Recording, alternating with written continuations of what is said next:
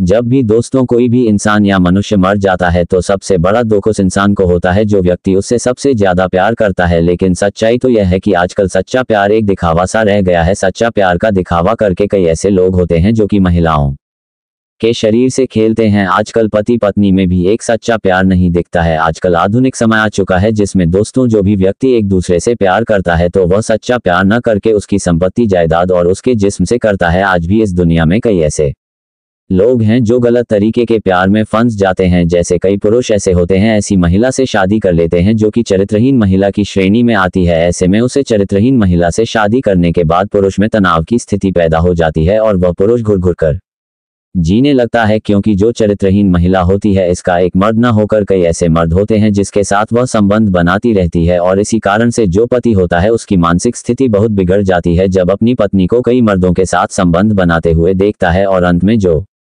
पुरुष होता है वह व्यक्ति मर सकता है। और दोस्तों तो श्री कृष्ण भगवान जी कहते हैं कि जब भी कोई व्यक्ति मर जाता है तो उसकी यह 3 चीज कभी भी नहीं लेनी चाहिए। आज भी कई ऐसे पति पत्नी हैं जिनके बीच में प्यार एक दिखावा है, सच्चाई तो और कुछ ही है। आज भी ऐसी कई महिलाएं हैं और ऐसे कई पुरुष हैं जिनकी शादी हो जाने के बाद भी पराई स्त्रियों के साथ संबंध बनाते हैं। और ऐसी कई महिलाएं हैं आज भी जिनकी शादी हो जाने के बाद भी पराए मर्द के साथ संबंध बनाती है, जिसके कारण से दोनों के बीच में लड़ाई झगड़े होते हैं और अंत में वह व्यक्ति एक दूसरे से अलग हो जाते हैं। और इस तरह से तनाव की स्थिति बढ़ती जाती है और अंत में दुख सहन न हो के कारण व्यक्ति मृत्यु का रास्ता पकड़ लेता है। और जब भी कोई व्यक्ति मर जाता है तो भगवान श्री कृष्ण जी कहते हैं कि उसे व्यक्ति की कभी भी भूलकर भी ये 3 चीज नहीं लेनी चाहिए। अगर मरे हुए व्यक्ति की ये 3 चीजें आप ले लेते हो तो समझो यहाँ आप बहुत बुरा काम किए हो। दोस्तों, मरे वह व्यक्ति की कौन कौन सी ऐसी 3 चीज जिन्हें नहीं लेनी चाहिए, इसे बताने से पहले सबसे पहले हम आपको थोड़ा बहुत चरित्रहीन महिला के बारे में बता देते हैं ताकि आप भी मृत्यु के रास्ते में न जाएं। कोई भी मनुष्य वीडियो को छोड़ने की भूल बिल्कुल भी न करें, वरना चरित्रहीन महिला के चक्कर में फंस जाओगे। स्त्री रही जिसका भेद कोई जान न सके और स्त्री का भेद कोई भी पुरुष नहीं समझ पाता है। स्त्रियों के कई रूप होते हैं जिनमें अक्सर हम फंस जाते हैं। दोस्तों, आचार्य चाणक्य जी ने भी चरित्रहीन महिलाओं के बारे में बहुत कुछ बताया है। अगर आपने चाणक्य आचार्य जी के द्वारा चरित्र इन महिलाओं के बारे में जान लिया तो आप चरित्रहीन महिलाओं के झांसे में नहीं होंगे।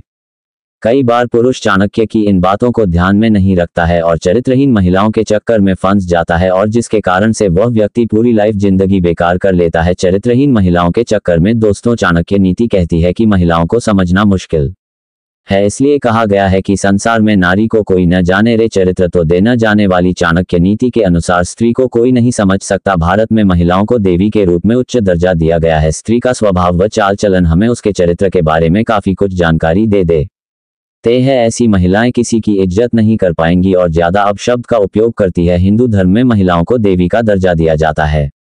ईश्वर ने महिलाओं की रचना बहुत ही खूबसूरत बनाई है, लेकिन जिस तरह हाथ की 5 उंगलियां बराबर नहीं होती, ठीक उसी प्रकार सभी स्त्रियों का व्यवहार तथा आचरण या याद आता है एक जैसा नहीं हो सकता है। वे पुरुष जिन्हें एक अच्छी पत्नी मिलती है वे बहुत ही सौभाग्यशाली होते हैं, लेकिन दुर्भाग्य वर्ष जिन्हें चरित्रहीन स्त्री मिल जाती है उनका तो फिर ईश्वर ही मालिक है। चरित्रहीन महिलाओं को अपने घर बार से कोई लेन देन नहीं होता है। ऐसी स्त्रियां अपने पति के अलावा भी दूसरे मर्दों से संबंध बनाने में नहीं हिचक चाहिए और अपने पति के अलावा भी दूसरे मर्दों के साथ ज्यादा समय बिताती रहती है।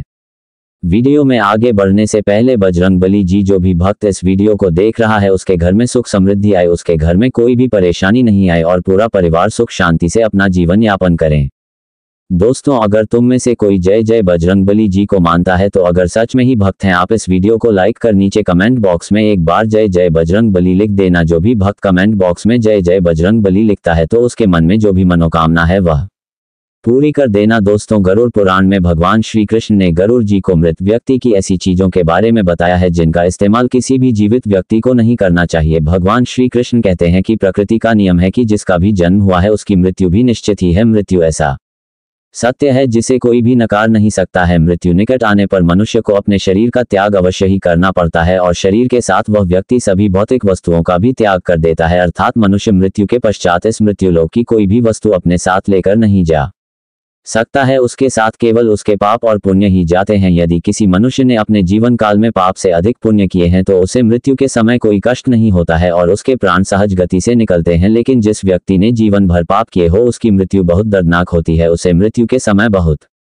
पीड़ा सहन करनी पड़ती है। यमराज के दूत उस पर बिल्कुल भी दया नहीं दिखाते हैं और उसे अपने पास में बांधकर खींचते हुए या लोग ले जाते हैं। यमलोक जाने के मार्ग पर उस पापी व्यक्ति को बहुत दुख होता है। वह हाहाकार करता हुआ नरक के मार्ग पर चलता है, लेकिन यम के दूतों को उस पर दया नहीं आती है और वे उसे और पीड़ा देते हैं। श्री कृष्ण कहते हैं कि आत्मा का इस संसार में कुछ भी अपना नहीं है। आत्मा अमर है, उसका कभी अंत नहीं होता है। वह अपने कर्मों के अनुसार बार बार जन्म लेती है। मनुष्य का शरीर भी उसका अपना नहीं है, वह भी उसे कुछ ही समय के लिए ईश्वर द्वारा प्राप्त हुआ है, जो एक दिन पंचतत्व में विलीन हो जाएगा। किंतु फिर भी मनुष्य इस संसार में जन्म लेकर कई भौतिक सुखों के मुंह में बढ़ जाता है। मृत्यु के बाद भी उसका उन वस्तुओं के प्रति मोह नहीं छूटता है। श्री कृष्ण कहते हैं कि जब तक मनुष्य सांसारिक वस्तुओं का मोह त्याग करके संपूर्ण रूप से ईश्वर को अपना नहीं लेता, तब तक वह अलग अलग योनियों में जन्म लेकर पृथ्वी लोक पर ही भटकता रहता है। कभी कभी यह मोह इतना अधिक होता है कि वह मृत्यु के बाद भी इसी पृथ्वी लोक पर भ्रमण करता है, अर्थात वह प्रेत योनि धारण करता है।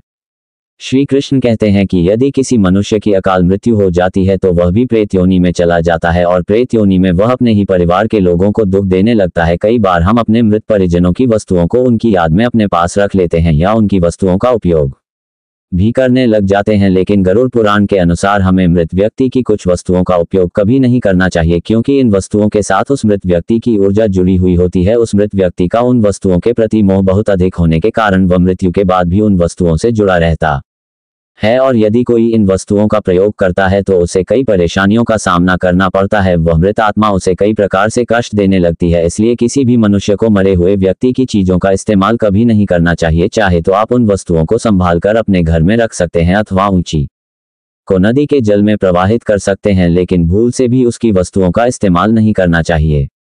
उस मृत आत्मा की शांति के लिए आप उस व्यक्ति की प्रिय वस्तुओं का दान करते हैं तो ये बहुत ही शुभ होता है। गरुड़ पुराण में मृत व्यक्ति की ऐसी 3 चीजें बताई गई है जिनका कभी भी इस्तेमाल नहीं करना चाहिए, अन्यथा मृत व्यक्ति की आत्मा पृथ्वी लोक पर ही भटकती रहेगी और उसे कभी मोक्ष की प्राप्ति नहीं होगी अथवा उसे दूसरा शरीर भी कभी प्राप्त नहीं होगा। ऐसी आत्मा आपको भी अनेक प्रकार के कष्ट देती है। श्री कृष्ण कहते हैं जब किसी की मृत्यु के बाद उस व्यक्ति को अगर प्रेत योनि मिलती है तो वह अपने ही परिवार को दुख देता है, इसलिए उसकी वस्तुओं का उपयोग कभी नहीं करना चाहिए। तो चलिए जान लेते हैं उन 3 वस्तुओं के बारे में जो मृत व्यक्ति की कभी भी इस्तेमाल नहीं करने चाहिए। सबसे पहले जानते हैं घर में मृत व्यक्ति की तस्वीर कहां पर लगानी चाहिए। शास्त्रों के अनुसार प्रत्येक मनुष्य को अपने घर में पूर्वजों की तस्वीरें अथवा चित्र अवश्य लगाना चाहिए। इसे बहुत ही शुभ माना गया है। अपने मृत परिजनों का चित्र बनाते समय में इस बात का ध्यान रखें कि उनका चित्र अथवा तस्वीर दुखी अथवा क्रोधी अवस्था में न हो। पूर्व चित्र में प्रसन्न दिखाई देने चाहिए। जब भी हम उनके चित्र के दर्शन करें तो हमारे मन में उनके प्रति श्रद्धा तथा प्रेम का भाव प्रकट हो। यदि पूर्वजों का चित्र क्रोधी अवस्था में हो तो यह मन में भय की स्थिति निर्माण करता है। बालक उनसे प्रेम करने के बजाय द्वेष करने लगेंगे। इसलिए पूर्वजों का चित्र अथवा तस्वीर बनाते समय में इस बात का खास ध्यान रखें। ध्यान रहे कि आपके पूर्वज अब इस संसार में नहीं है, वे नहीं तो भगवान हैं और न ही मनुष्य है। आपको उनका सम्मान करना चाहिए, किंतु उनके सामने अपना दुख और करो दूध जैसी भावनाओं को प्रकट न करें, अन्यथा आपके पितृदेव दुखी हो जाएंगे। पितृपक्ष के दिनों के अलावा अन्य दिनों में उनका आवाहन अथवा उनकी पूजा नहीं करनी चाहिए। पितृपक्ष के दिनों के अलावा अन्य दिनों में जो आत्माएं घर में प्रवेश करती हैं वे प्रेत आत्माएं होती है। इससे घर में भयंकर दुख का वातावरण निर्माण होता है। वास्तुशास्त्र के अनुसार पितरों की अथवा पूर्वजों की तस्वीरों को भूल से भी पूजा घर में नहीं रखना चाहिए। इससे भगवान का अपमान होता है। इससे आपके सभी पितृगण अत्यंत दुखी और क्रोधित हो जाते हैं। यदि आपके किसी परिजन की अकाल मृत्यु हुई है तो वे प्रेत योनि में चले जाते हैं और पृथ्वी लोक पर ही भटकते हैं जब तक उनकी आत्मा की शांति के लिए नारायण बलि की पूजा नहीं की जाती।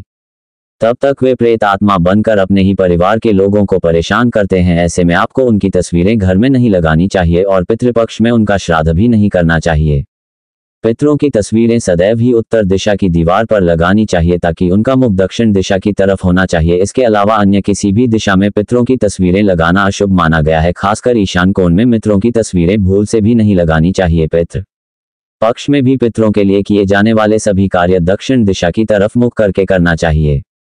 ध्यान रहे मृत व्यक्ति के साथ कभी भी जीवित व्यक्ति की तस्वीरें नहीं लगानी चाहिए। साथ ही शयन कक्ष में और रसोई घर में पितरों की तस्वीरें ना लगाएं। आइए अब जानते हैं मृत व्यक्ति की कौन सी चीजों का उपयोग नहीं करना चाहिए। सबसे पहली चीज है मृत व्यक्ति के कपड़े। गरुड़ पुराण के अनुसार मृत व्यक्ति के कपड़ों का कभी भी इस्तेमाल नहीं करना चाहिए। उन्हें भूलकर भी पहनना नहीं चाहिए। ऐसा करने से मृत व्यक्ति की आत्मा उस व्यक्ति से जुड़ जाती है जो इनका इस्तेमाल करता है। मृत व्यक्ति की यादें उस व्यक्ति को सताने लग जाती हैं जो उनके कपड़ों का इस्तेमाल करता है, जिस कारण वह व्यक्ति मानसिक और शारीरिक रूप से कमजोर हो जाता है। उस व्यक्ति को अपने मृत परिजन की ऊर्जा का एहसास भी होने लगता है। इसलिए मृत व्यक्ति के कपड़े कभी भी नहीं पहनने चाहिए कि मृत व्यक्ति के कपड़े नहीं हमेशा दान कर देना चाहिए, जिससे उसकी आत्मा को शांति प्राप्त हो जाती है। दूसरी चीज है मृत व्यक्ति के गहने। गरुड़ पुराण में कहा गया है कि मृत व्यक्ति के गहने भी उसके कपड़ों की तरह ही उसकी ऊर्जा के स्रोत होते हैं। मृत व्यक्ति का अपने गहनों से लगाव कपड़ों से भी कई गुना ज्यादा होता है, क्योंकि प्रत्येक व्यक्ति गहने खुद को सुंदर प्रतीत करने के लिए पहनता है, लेकिन जब व्यक्ति की मृत्यु हो जाती है और उसके गहने कोई दूसरा व्यक्ति पहन लेता है, तब मृत व्यक्ति की आत्मा असहज महसूस करने लगती है। वह आत्मा उस व्यक्ति को परेशान करने लग जाती है। आत्मा मोक्ष की राह पर न जाकर इसी मृत्यु लोक में अपने ही परिजनों को ही परेशान करने लग जाती है। इसलिए मृत व्यक्ति के गहनों का कभी भी इस्तेमाल नहीं करना चाहिए। व्यक्ति की मृत्यु के बाद उसके गहनों को गलाकर अन्य आभूषण करवा लेना चाहिए, अन्यथा उन्हें मंदिर में दान कर देना चाहिए। तीसरी चीज है मृत व्यक्ति की घड़ी। कपड़ों और गहनों की तरह घड़ी भी एक मृत व्यक्ति की प्रमुख ऊर्जा स्रोत होती है। गरुड़ पुराण में घड़ी के बारे में नहीं कहा गया है। अनेकों ज्योतिष शास्त्र ये बताते हैं कि मृत व्यक्ति की घड़ी भी उससे जुड़ाव का कार्य करती है, क्योंकि घड़ी उस व्यक्ति से जीवन भर जुड़ी रहती है और उसके समय का निर्धारण करती है। इसलिए उस व्यक्ति की मृत्यु के पश्चात उसके समय का भी अंत हो जाता है, जिस कारण उस व्यक्ति की घड़ी का कभी भी इस्तेमाल नहीं करना चाहिए। ऐसी मृत व्यक्ति की घड़ी को हमेशा दान ही करना उत्तम माना जाता है। दोस्तों, गरुड़ पुराण के अनुसार मृत्यु का समय नजदीक आने पर मनुष्य को सपने में रहस्यमय दरवाजे दिखाई देने लगते हैं। कुछ लोगों को दरवाजों से आग की लपटें आती हुई दिखाई देती हैं, तो कुछ लोगों को दिव्य प्रकाश दिखाई देता है। अगर ऐसा संकेत किसी मनुष्य को मिलता है तो उसकी मृत्यु एक दिन में हो जाती है। ये द्वार स्वर्ग और नरक के द्वार होते हैं। मृत्यु से पूर्व मनुष्य को जिस प्रकार का द्वार दिखाई देता है, वह मृत्यु के बाद वहीं पर जाता है। कई बार वह सपने में खुद को इन दरवाजों के सामने खड़ा हुआ देखता है, लेकिन उसे द्वार के पीछे का दृश्य दिखाई नहीं पड़ता है। न वह नरक में मिलने वाली सजा देख पाता है और न ही स्वर्ग का सुंदर नजारा देख पाता है। उसे केवल स्वर्ग और नरक के प्रवेश द्वार ही दिखाई देते हैं, जो बहुत ही विशालकाय होते हैं। दूसरा संकेत है जीवन भर के काम दिखाई देना। यदि किसी मनुष्य की मृत्यु का समय निकट आता है तो उसका मन अचानक ही अस्वस्थ हो जाता है। उसे अचानक ही उसके द्वारा किए गए बुरे कार्य याद आने लगते हैं। वह ना चाहते हुए भी इन बुरी यादों को रोक नहीं पाता है। साथ ही उस मनुष्य को उसके द्वारा किए गए अच्छे काम भी याद आने लगते हैं। वह उस समय अपने अच्छे और बुरे कर्मों का संतुलन बनाने लग जाता है, लेकिन उसे यह नहीं पता होता है कि वह अचानक अपने कर्मों को क्यों याद कर रहा है। वह ध्यान योग की अवस्था में पहुंच जाता है। अकस्मात ही पुरानी यादें परिवार के साथ बिताए हुए पल उसके सामने प्रकट होने लगते हैं। कभी वह अपने गलत काम को याद करके पछतावा करने लगता है, उसकी आंखों से आंसू आने लगते हैं, तो कभी उसे उसके द्वारा किए गए अच्छे काम भी याद आने लगते हैं और वह प्रसन्न हो जाता है। उसे एहसास नहीं रहता कि वह कहां पर बैठा है, उसके आसपास कौन बैठा है। उसकी आंखों पर माया का पदार्थ छा जाता है। ये संकेत कुछ ही समय के लिए होता है, जिसके बाद वह मनुष्य फिर से चेतना में आ जाता है और सब कुछ भूल जाता है। तीसरा संकेत है सपने में पूर्वजों का दिखाई देना। दोस्तों, गरुड़ पुराण के अनुसार मृत्यु से कुछ दिनों पहले मनुष्य को सपनों के माध्यम से संकेत प्राप्त होता है। ये संकेत उसके पूर्वजों द्वारा मिलता है। जिसमें मनुष्य की मृत्यु होने वाली होती है तो उसे सपने में उसके पूर्वज दिखाई देते हैं। अगर सपने में पूर्वज रोते हुए दिखाई दे अथवा बहुत ही दुखी अवस्था में दिखाई दे रहे हैं तो समझ जाना चाहिए कि वह मनुष्य अब कुछ ही दिनों का मेहमान है।